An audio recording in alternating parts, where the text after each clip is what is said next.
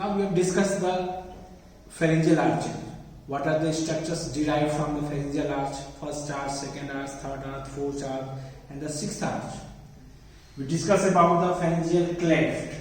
What are the feet? क्या क्या structure बनता है? Only first step से बनेगा, बाकी खत्म.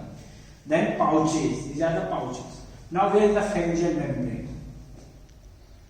The pharyngeal membrane, it is the junction between where the two layers, ectoderm and the endoderm, close to each other. For example, this is the first pharyngeal membrane.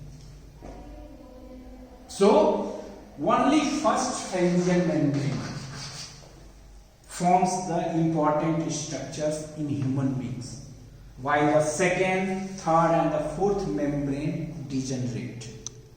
This first membrane, pharyngeal membrane, forms the tympanic membrane.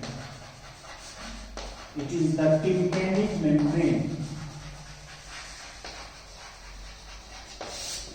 It is formed by the first membrane, and this is present at the junction of the first ectodermal cleft and the first pharyngeal pouch, and that is why the tympanic membrane has all the three layers. From outside to inside, it is the ectoderm.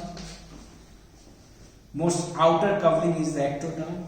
In between the ectoderm and endoderm, it is the mesoderm, and the inner layer is the endoderm.